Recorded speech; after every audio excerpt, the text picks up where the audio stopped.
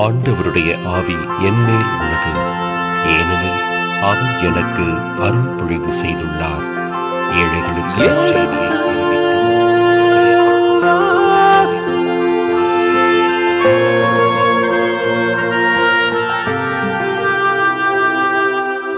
எடுத்து வாசி.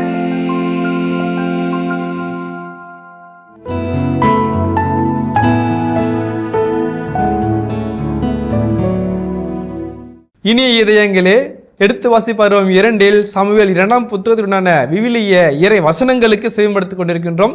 கடந்த பகுதியின் தொடர்ச்சியை இன்று தொடங்குவோம். வாருங்கள், நிகழ்ச்சிகள் செல்வோம். உங்கள் சார்பாக தந்தையர்களுக்கு வணக்கம் சொல்லி நிகழ்ச்சியை தொடங்குவோம். வணக்கம் தந்தையவர்களே.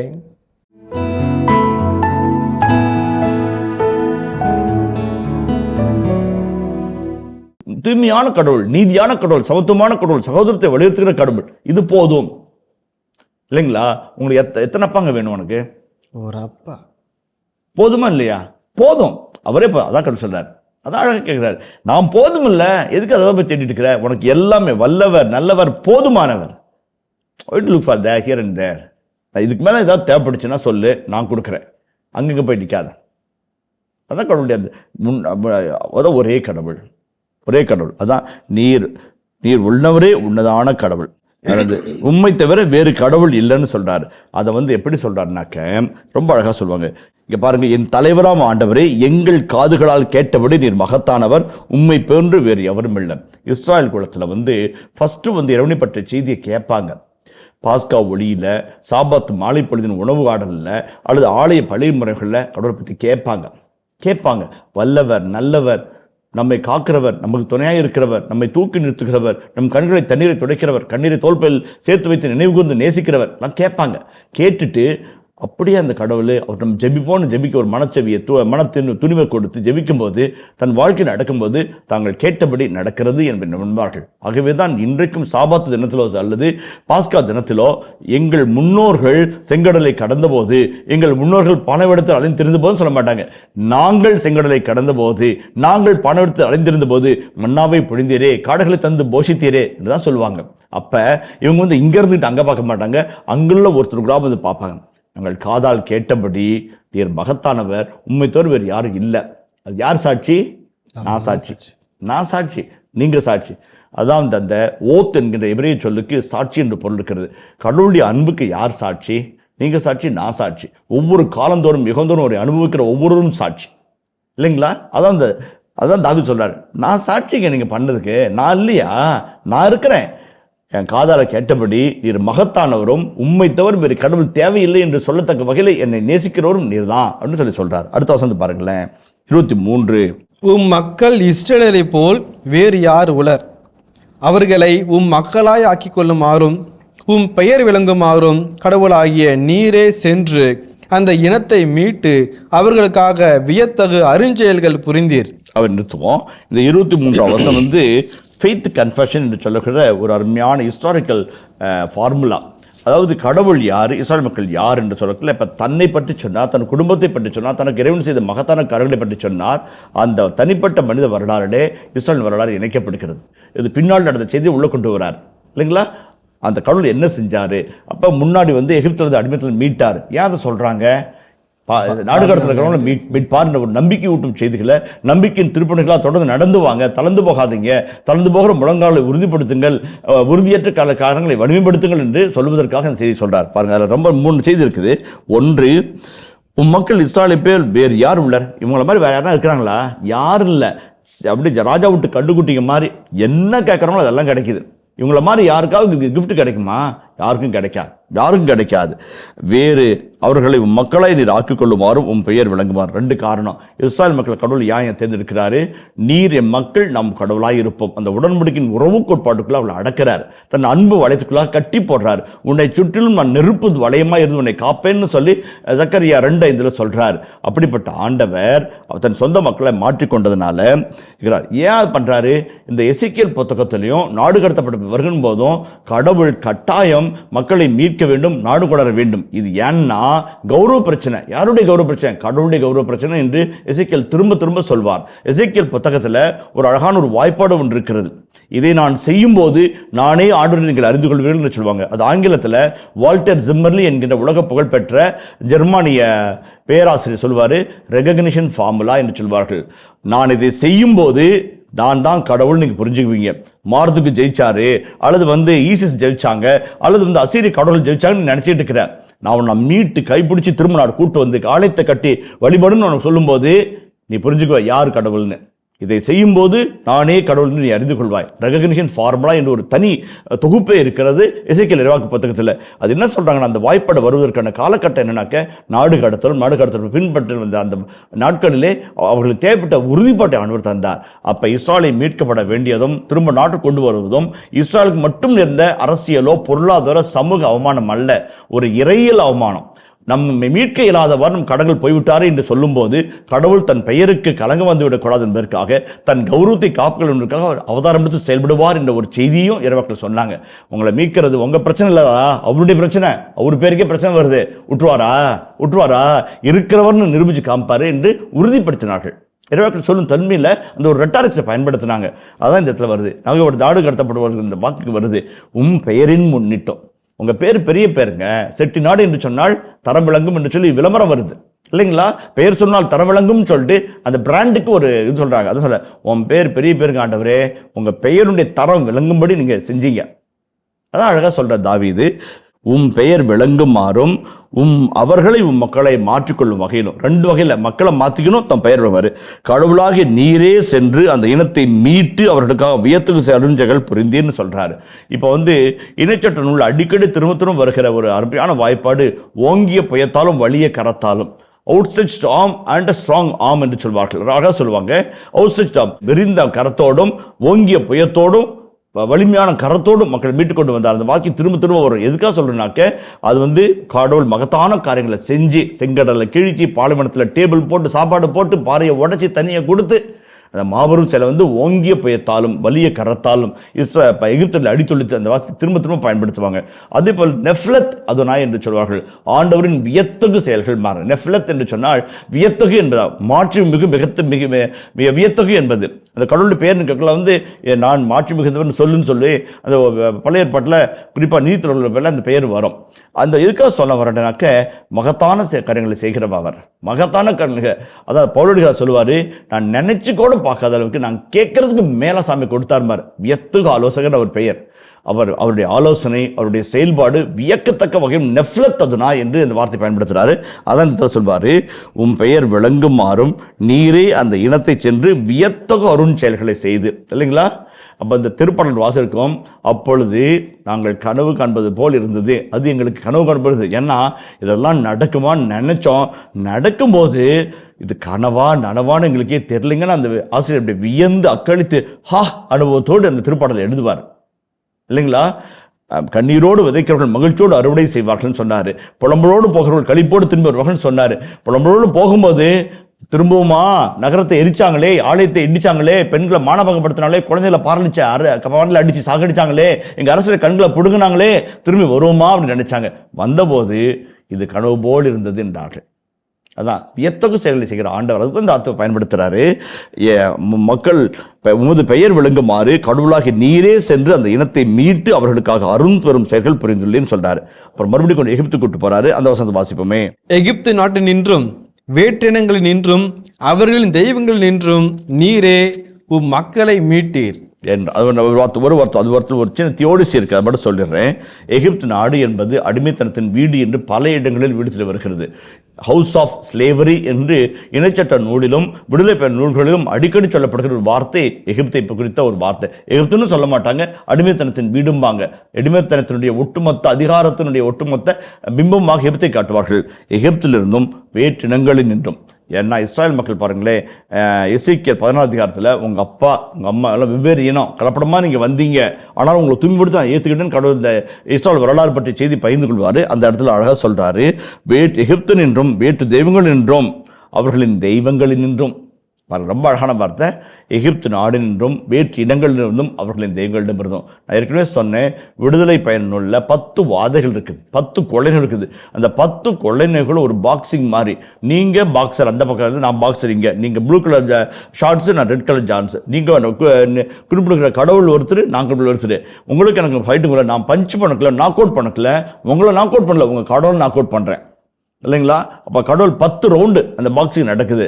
எகிப்தினுடைய தெய்வங்களுக்கும் யாவே இறைவனுக்கும் பாக்ஸிங் நடக்குது. ஃபர்ஸ்ட் ரவுண்டு செம பஞ்சு, அப்படி மல்லாக்கு வந்து மூக்கு உடை போகுது முடியுது. ஆனாலும் எந்திரிக்கிறார். First round, second round, third round, 10 ரவுண்டில் அடின்னு அடித்து எந்திரிக்க முடியாமல் பண்ணி தலைச்சம்பளை இது பண்ணி கூப்பிட்டு வர்றார். அப்போ எதுக்கு சொல்கிறேன் அப்படின்னாக்க, அந்த வியத்தகு செயல் செய்யும்போது இந்த கடவுளுடைய வியத்தகு செயலுக்கு தடையாக்குறது யார்? வேற்று மக்களின் தெய்வங்கள். ஏன்னா இந்த போராட்டம் தெய்வங்களுக்கிடையேன போராட்டம். மக்கள் விடுக்கிறது மட்டுமல்ல, அவருடைய தெய்வங்களிலிருந்து விடுவிக்கிறார். அடிமைத்தனத்தினுடைய, அநீதியினுடைய, அக்கிரமங்களுடைய, கடவுள்களை வன்முறைக்கும் வக்கிரத்துக்கும் தூவப்படுகிற அல்லது பால் உணர்வை தூண்டி எழுப்புகிற, அதன் வழியாக இன்பம் பெற்றுக் கொள்வதை கடவுள் வழிபாடாக திருத்தி சொல்கிற சமயங்களிடமிருந்தும் உன்னை விடுவித்து நான் கூட்டிட்டு வந்தேன் அப்படின்னு சொல்வார் இல்லைங்களா? அதுதான் ஃபெர்டிலிட்டி கல்ட்னு இருக்குது, செக்ஸ் கல்ட்டுன்ற இன்னொரு வார்த்தையில் சொல்லுவாங்க. இதெல்லாம் மதத்தின் பெயரில் நடந்து கொண்டிருக்கிற, கண்ணனைய தெய்வங்களின் பெயரில் நடந்து கொண்டிருக்கிற பழக்க வழக்குகள். அதனால தான் அது வேண்டாம். Central religion is not religion, ethical monotheism என்று இறைவாக்கள் அடித்து சொன்னார்கள். அந்த பகுதி தான் இங்கே வருது. அப்போ எகிப்து நாட்டினின்றும் வேற்றினங்களிலிருந்தும் அவர்களின் தெய்வங்கள் என்றும் நீரே உம் மக்களை மீட்டீர். உங்களை மீட்டது அவங்க இவங்க கிடையாதுங்க, நீரே மீட்டீர். கடைசி வசனம் பாருங்களேன், 24 அந்த ஜெபத்தில். என்றும் உம் மக்களாகவே நிலைத்து இருக்குமாறு இஸ்ரவேலரை நீர் உமக்கு உரியவராக்கினீர். ஆண்டவரே, நீரே அவர்களின் கடவுள் ஆனீர். ரொம்ப அழகான வார்த்தை இது. திருப்படல்கள் ஒரு அழகான திருப்படம் இருக்குது. ஆண்டவரே நீரையின் உரிமை சொத்து அப்படின்னு ஒரு வார்த்தை இருக்கும். நஹலா என்ற எபிரேய சொல்லுக்கு உரிமை சொத்து, பேட்ரிமனி எல்லாம் மொழிபெயர்ப்பு செய்கிறாங்க. நஹலா என்பது நஹலத் அதுனாய், ஆண்டவரின் உரிமை சொத்து என்று சொல்வார்கள். அதில் என்ன சொல்கிறாங்க அப்படின்னாக்க, லேவியர்களுக்கு ஒரு பங்கு நிலம் கொடுக்குறார். ஆனாலும் லேவியர் வந்து வாழ்வதும் வாழ்வு பெறுவதும் வாழ்க்கையை கைகொள்வதும் கடவுளிடம் இருந்த பீடத்தினுடைய காணிக்கைகள் இருந்து. அப்போ எல்லாரும் அவங்க பங்கு எடுத்துக்கிட்டு உழைச்சி அழைச்சி அதில் நாம் நஷ்டம் பார்த்து மிச்சம் மீதியை பார்த்து கலைஞ்சி தண்ணி ரப்புவாங்க. லேவியர் 6 மாதம் வேலை செய்வோம், 6 மாதம் அங்கே இருப்போம், 6 மாதம் இங்கே நிலத்தில் வரதை வச்சுக்குவார், மீதி மாதம் அங்கே போய் அங்கே இருக்கிற காணிக்கப்படுற வருவாய் வச்சு அவர் இது போனார். அதுதான் ஏலி குடும்பத்தோடு சொன்னார், எனக்கு ஒரு அப்பம் தாரும் என்று உண்மையாக கைவேந்து நிற்பார்கள், திருப்பணியில் சேர்த்துக் கொள்ளுங்கள் என்று சொல்வார்கள் என்று வார்த்தைக்குது. ஏன்னா வேலையால் கூலிக்கு உரிமையுடன் ஆண்டவரே சொல்கிறாரு. இப்போ லேவி திருப்பணிக்கு போகும்போதும் குருது திருப்பணிக்கு போகும்போதும் அவளுக்கு ஒரு பங்கு கிடைக்கும். அதை தான் வச்சு கடல் கையில் ஏந்திக்கிட்டு, ஆண்டவரே நீரே என் உரிமை சொத்து அப்படின்னு திருப்பாடல் ஆசை பாடுறாரு. இந்த இடத்துல அதான் சொல்றாரு, நீ என்றும் மக்களாக நிலைத்திருக்குமாறு இஸ்ராயேலரை நீர் உமக்கு உரியவராக்கினீர்.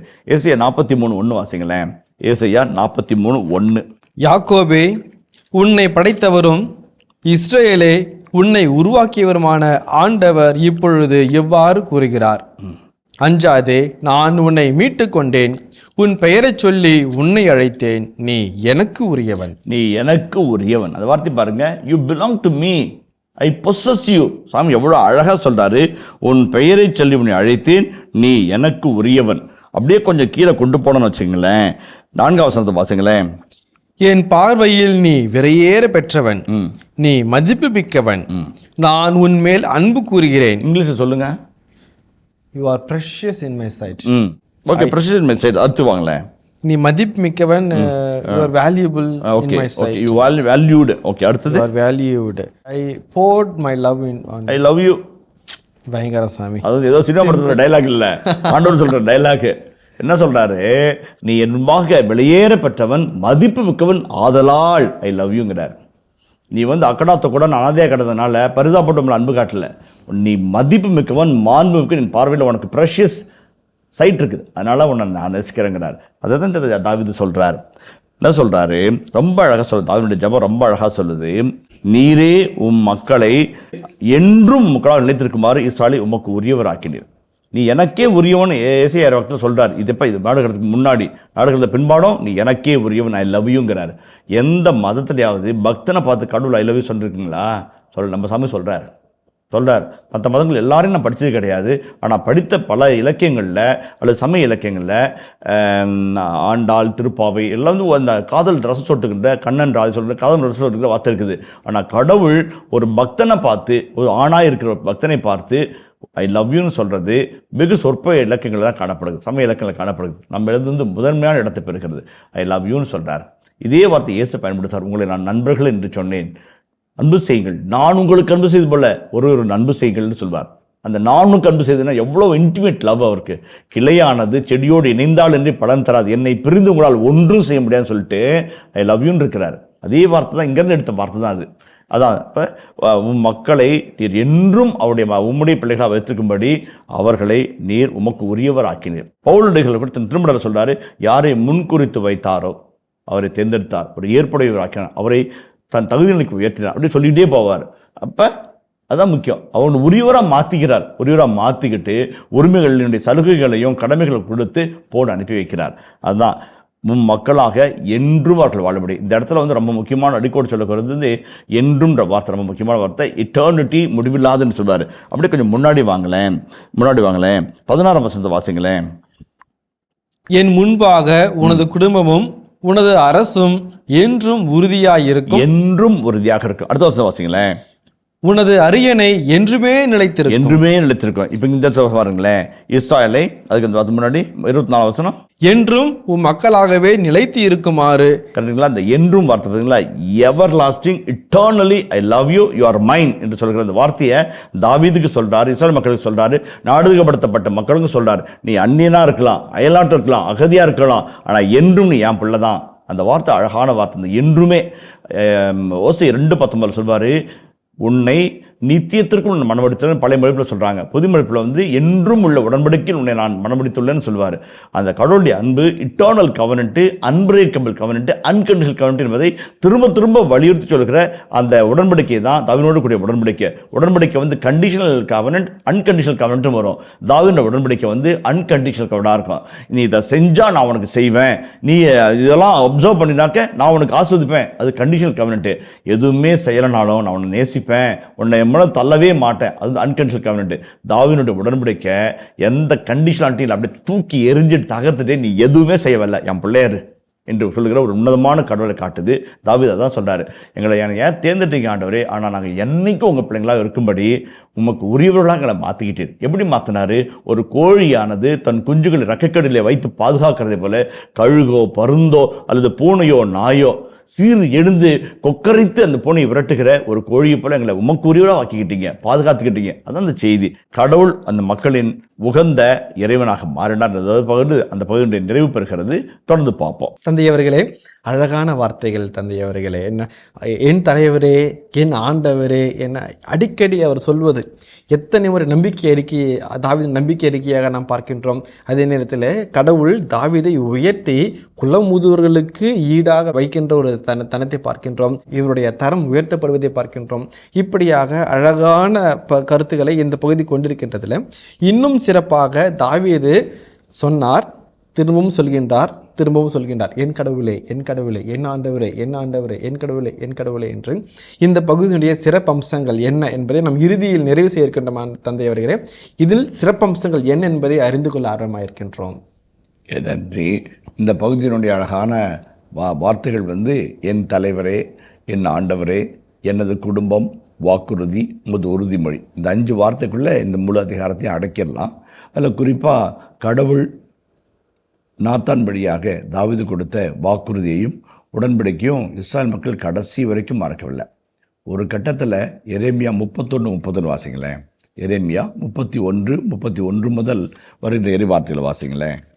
இதோ நாள்கள் வருகின்றன, அப்பொழுது நான் இஸ்ரேல் வீட்டாரோடும் யூதாவின் வீட்டாரோடும் புதிய உடன்படிக்கை செய்து கொள்வேன் என்கிறார் ஆண்டவர். புதிய உடன்படிக்கை ஹதாஷா பெரித் என்று இப்ரேய மொழியில் சொல்கிறாங்க.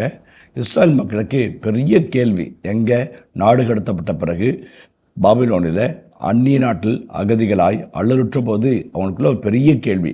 கடவுள் தானாக முன் வந்து தாவீதின் வீட்டோடு உடன்படிக்கை செய்து கொண்டாரே, உம்மோடும் உமது மகன்களோடும் உம் வழிமரபினோடும் நாம் உடன்படிக்கை செய்து கொண்டோம், அரியணையிலிருந்து உம் குடும்பத்தை தள்ளிவிட மாட்டேன்னு சொன்னாரே. இப்போ என்னாச்சு அந்த உடன்படிக்கை? ஏன் இப்படி பண்ணார்? அந்த ஒரு அங்கலாய்ப்புக்கு விடையாகத்தான் எரேமியா 31:30 புதிய உடன்படிக்கை. எந்த உடன்படிக்கைனாலும் 2 வகையில் அது பின்னோக்கி பார்ப்பாங்க. ஒன்று, கடவுள் இஸ்ராயல் மக்களோடு ஒரு குழுவாக அவளை மாற்றி உடன்படிக்கை செய்து கொண்ட சீனாய் உடன்படிக்கை, விடுதலை பெறும் நூல் 20ஆம் அதிகாரம். அதற்கு அடுத்தபடியாக காலத்தினுடைய வரலாற்று நிகழ்வுகளில் வருகின்ற மிக முக்கியமான ஒரு உடன்படிக்கை அன்கண்டிஷனல் கவனன்ட். நீ இதை செஞ்சால் நான் இதை செய்வேன், அதெல்லாம் இல்லை, நீ எதை செஞ்சாலும் நான் இதை செய்வேன் என்று அன்கண்டிஷனலாக சாமி வழியை செய்து உடன்படிக்கை தாவீது நூற்றாண்டு கொடுக்கின்ற நித்திய உடன்படிக்கை. அது என்னாச்சின்னு கேள்வி கேட்டான். ஆகவே தான் இந்த ஆசிரியர் ரொம்ப அழகாக நாத்தானுடைய இறைவாக்காக தாவீது சொல்லி அதே வார்த்தைகளை தாவீதும் திரும்ப சொல்கிற மாதிரி சொல்லி ரெப்படிஷன்ற டெக்னிக்கை பயன்படுத்துகிறாங்க. Repetition is a mother of லேர்னிங்பாங்க. ஒருத்தன் கற்றுக்கணும்னா திரும்ப திரும்ப திரும்ப நம்ம சொன்னோம்னா கற்றுக்குவோம். ஒரு தடவை சொல்லி மறுதடவை சொல்லி மறுபடியும் அதை சொல்கிறதுனால படிக்கிற மனசில் இந்த உடன்படிக்கை முக்கியமானது என்ற ஒரு செய்தி பரப்புகிறார். அதிலும் தாவீது தன்னுடைய மறுமொழியாக, ஜெபமாக, நன்றி உரையாக, தொகுப்புரையாக சொல்லும்போது இந்த 5 வார்த்தைகளை பயன்படுத்துகிறார். 25ஆம் வசனத்தில் 3 முக்கியமான வார்த்தைகள் இருக்கிறத நம்ம பார்க்குறோம். பாருங்களேன். 1, ஆண்டவராகிய கடவுளே. ஆண்டவர்னா லார்ட், அந்த லார்ட் என்பது யஹ்வே, கடவுளே என்பது கடவுளே, இல்லைங்களா? அப்போ யஹ்வே எலோஹிம் ரெண்டையும் ஒன்றா சொல்கிறாங்க. அப்படின்னாக்க பெரிய மரபுகள், எலோஹிம் ட்ரெடிஷன், யாவே ட்ரெடிஷன் ரெண்டும் ஒன்றா வடநாடு தென்னாடுன்னு இணைஞ்ச அழகான ஒரு இதை சொல்கிறாங்க. இந்த வார்த்தை நாடு கடத்தப்பட்ட பின்பு தொகுப்பாசலுடைய வார்த்தை. அவன் மனசில் பாருங்கள், கடவுளே இறைவனே என்று சொல்லும்போது வடநாட்டின் குக்கரலும் தென்னாட்டின் இறைமொழியும் ஒன்றா சேர்ந்து ஒட்டுமொத்த இறை துதியாக அந்த வார்த்தை வருது. ஆண்டவராகிய கடவுளே. ஊழியனை பற்றி நான் ஏற்கனவே சொன்னேன். அப்ரஹாமை போல, ஈசாக்கை போல, யாக்கோபை போல, மோசேவை போல இவரும் அந்த இடத்துக்கு ஊழியன் இருக்க பாடுறாரு. ஊழியனை பற்றியும் அவனது குடும்பத்தை பற்றியும் பழைய ஏற்பாட்டில் நான் சொன்னேன். நம்ம நிறைய இடத்துல பார்த்தோம். தொடக்க நூல்ல முதல் 11 அதிகாரங்கள் தான் படைப்பை பற்றியது. அந்த படைப்பின் ஒட்டுமொத்த குடும்பத்திற்கு ஆணிவேராக அடிப்படை அழகாக இருப்பது குடும்பங்கள். அப்ரஹாமின், ஈசாக்கின், யாக்கோபின் குடும்பங்கள். அந்த குடும்பங்கள் இறைவன். அந்த அப்ரஹாமின் குடும்பத்துக்கு அப்புறம் மிக வலிமையாக விடுதலை பேசப்படுகிற இன்னொரு குடும்பம் தாவீதின் குடும்பம் தான். அப்ரஹாமின் குடும்பம் கடற்கரை மணலை போல, வானத்து விண்மீன்களை போல மாறும். தாவீதின் குடும்பம் நித்தியத்திற்கு நிலைக்கும். ரெண்டுமே சிமிலர் தான். ஆனால் பர்சனாலிட்டிஸ் வேறு, நாட்கள் வேறு, இடங்கள் வேறு. இந்த ஹிஸ்டாரிக்கல் மெமரி என்பது மிக முக்கியமானது. ஹிஸ்டாரிக்கல் மெமரி என்கின்ற அழகான கருத்து மீட்பு திட்டத்தை அப்படி உலுக்கி பார்க்கிற ஒரு உன்னதமான செய்தி. ஒவ்வொரு பூரிம் திருவிழாவும் ஒரு ஹிஸ்டாரிக்கல் மெமரியை அவங்களுக்குள்ள கொண்டு வருது, இல்லைங்களா? அப்போ ஒவ்வொரு பண்டிகைக்கும் உங்கள் பண்டிகையாக கொண்ட மாட்டாங்க. வடையை சுட்டு பாயசத்தை வச்சு சாப்பிட்டுட்டு போயிட்டே இருக்க மாட்டாங்க. கடந்த காலம், நிகழ்காலம், எதிர்காலத்தை ஒன்றிணைந்து சாப்பிட்ற அந்த புளியாத அப்பத்தில் வரலாற்றையே பார்ப்பாங்க, வரலாற்றின் கடவுளை பார்ப்பாங்க. அந்த தன்மன் மக்களை வந்துச்சுன்னு வச்சுங்களேன், நன்றி வரக்கவே மாட்டோம். இனிய இதயங்களே, எடுத்து வாசி பருவம் 2 சாமுவேல் 2ஆம் புத்தகத்துடனான விவிலிய வசனங்களுக்கு செயல்படுத்திக் கொண்டிருக்கின்றோம். இதன் தொடர்ச்சியை மீண்டும் அடுத்த பகுதியில் தொடர்வோம். அதுவரை இணைந்திருங்கள். இயேசுவுக்கே புகழ், இயேசுவுக்கே நன்றி, மரியே வாழ்க. ஹோல் திருப்பலிபாடு என்னங்க? In his memory. நான் ஹிஸ்டாரிக்கல் மெமரிங்கிறேன், இன் ஹிஸ் மெமரி, என் நினைவாக செய்யுங்கிறார். ஒவ்வொரு திருப்பலியும் ஒரு கல்வாரி பலியை, ஒரு உயிர்ப்பின் ஞாயிறை நமக்குள்ள கொண்டு வந்துச்சு அப்படின்னாக்க அது ஹிஸ்டாரிக்கல் மெமரி. இது நடக்கும். ஆண்டவரே, நான் வயசாயிருச்சு, மென்ஸ்ட்ரல் சைக்கிளாக நின்று போச்சு, இனிமேல் குழந்தை பிறக்குமா? சாரா கேட்டாங்க. நடக்கும். நடந்துச்சா?